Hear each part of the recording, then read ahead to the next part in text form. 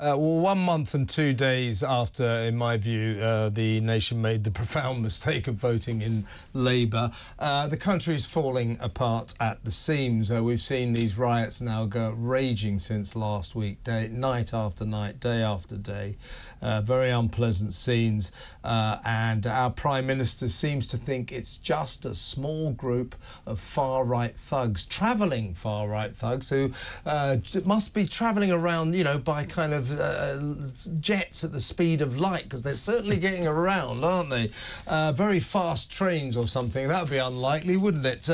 Elon Musk, the world's richest man, is watching this from across the Atlantic, and he is saying this is inevitable. Actually, he says that Britain is on the brink of civil war because of our unbridled immigration problem that Labour have only made worse. Let's remind ourselves of the Prime Minister pointing the finger. If you're dissatisfied with what's going on in this country, if you're worried about immigration, if you're worried about migrants in every other hotel all over the nation, if you're worried about more and more people coming across the channel illegally to fill up an already full country with nearly 70 million people in it, no, you actually don't exist, according to the Prime Minister. The only people who are dissatisfied are his pantomime villains, and here he is talking about them. I utterly condemn the far-right thuggery we've seen this weekend. Be in no doubt, those that have participated in this violence will face the full force of the law. Yeah, big deal. That will not sort the problem out. You've got to confront why people are doing this and you've got to admit that millions and millions of people, while they're not violent, they're not rioters, feel the same as those rioters, and stop saying they're not protesting, because in their warped way, they are. They are protesting. They're angry. It's obvious. Now, in these speeches that he will keep insisting on making to a bored nation, he also says that, you know, he won't stand for, attacks on mosques. He's going to protect the Muslims and the mosques. Quite right, too. But what about the rest of us? Now, when he said this, Elon Musk, who has now tweeted a volley of suggestions to the Prime Minister. He says, he tweeted, this is to Keir, shouldn't you be concerned about all communities?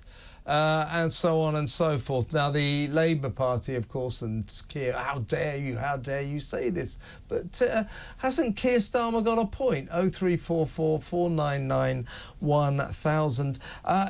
Ben, what frustrates me about this is there's this Prime Minister guy, like a robot, staring down the barrel of a camera night after night to say that the only discontent is on the part of this small group of far-right thugs.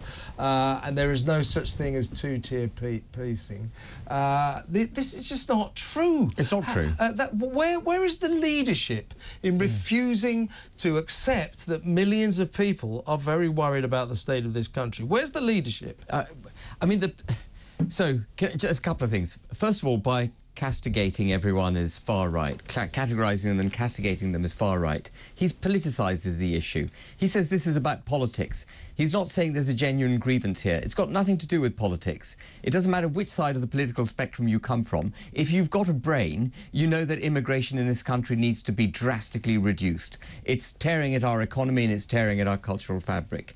The other big danger in his approach, Kevin, is that if he sees this simply as a law and order issue to deal with these far-right thugs, he will institute ever more draconian measures in order to control them, which is dealing with the symptoms, not the root cause. Exactly right. It's like trying to put a lid on a pressure cooker.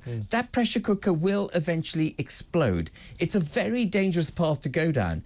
And all you need to do is look across the Channel to France to see what it looks like to have open borders, coupled with progressive discrimination and inter-ethnic violence, met with ever-increasing draconian policing. Every time there's a dispute in France, the Champs-Élysées goes up in flames. We do not want that in this country. We do not want to lead the French. We don't want to follow the French's lead. And here's the other thing, and this is going to set some people's eyebrows up. Keir Starmer is fundamentally anti-British. And that is going to sound like a hyperbolic statement. It's going to sound like an offensive statement to the British Prime Minister. But any individual who prefers to be governed by a third power, Brussels in his case, any individual who espouses and believes in freedom of movement, which he does, is someone who wants to put down the borders of the United Kingdom and give up control of the United Kingdom. That's where Keir Starmer starts from. That's his starting position, his ideological, philosophical, political position. If you have that position and you're Prime Minister, actually you couldn't give a damn about immigration because you don't care about the nation state that's the UK. You don't care about the borders. You don't care about the cultural settlement that took thousands of years to create. What you want is some kind of homogeneous nonsense big Europe. And that's why he can't come to terms with this, because he's ideologically not with us, those of us who believe in the nation state of the United Kingdom. And that's why I say he's anti-British. Yeah, well, I don't disagree with you. I mean, he's certainly... Labour like migrants. They like them all coming here. That is quite clear. Since they came to power, as I say, this turbulent month ago, 1 month and 2 days, I'm sure I'm not addressing all of you, but some of you made the mistake of ticking that guy's box, and you should never have done it, because he was keeping secrets from us. He was keeping ideological secrets, and we know what they've done since they've come into power.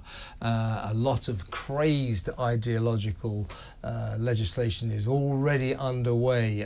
Don't forget the lovely granny freezing Chancellor Rachel Reeves has taken away the winter fuel allowance for pensioners, so they will freeze to death over the and she's going to tax pensioners as well. That saves £1.1 billion. Meanwhile, they're going to spend £10 billion on public sector pay rises. Labour love public sector workers because they vote Labour.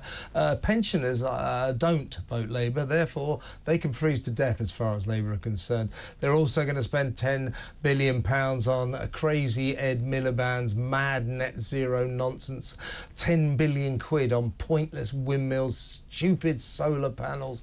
It's crazy. And then they're going to spend another £10.5 billion giving money to foreign countries for their climate change projects. That's £31.5 billion straight down the drain while pensioners freeze to death. Absolutely right. That's Labour for you. Ideological, student politics. Dangerous people, to be honest with you. Now, we're going to go to break now, Ben, and when we come back, we're going to go back to two-tier policing, because I'd like to know, when Muslims went rioting last night in Birmingham, where were the police? Didn't see any coppers there. When Muslims riot or cause disturbances, the police seem to back away. Now, people are saying, by the way, Ben, oh, this unrest, it was triggered by the horror in Southport, the horrific murder of those poor kids, that attack on the dance hall. Yes, that was a trigger. I don't believe it was the it was the detonation. It was not the trigger. I think this unrest goes back to the Leeds riot, and then a few days later, the Manchester airport I think it's been building for years, Kevin. The British people have tolerated it, tolerated it. And it was expressed in 2016 when we voted to leave the European Union, because we wanted to enforce our borders. We wanted governance brought back here. We wanted immigration to go down. We wanted a settled society. And the Conservative government absolutely did the opposite of what they were mandated to do by the British people. And until parliamentarians, until the government do what they've been mandated to do by the British people, this is going to get worse and worse and worse. The reason we've had 8 years of political and constitutional turmoil and now inter-ethnic violence on the streets of this country, in my view, has its roots in the 2016 vote not being upheld. If that vote had been upheld and we instituted our borders, we stopped the boats where they should be stopped, which is in the Channel, and turned them round, we cut back migration dramatically, and we made all citizens in this country equal, we would not have the cultural and economic problems we have today. It's basic. You have to respect the people's wishes in a democracy, and they're not respecting our wishes. Exactly. Now, if you voted for Brexit, and you also voted for Keir Starmer, I'm not blaming you, but he conned you because you believe in Brexit, and if you believe he's going to preserve Brexit, you've got another thing coming. I mean, I wouldn't mind betting this guy doesn't get us just to blatantly rejoin, but he will get us to rejoin in all but name. So Brexit, it's going to go straight down the Swanee under this guy. He's going to disrespect your vote. If you voted for Starmer and you voted for Brexit, they're two contradictory issues.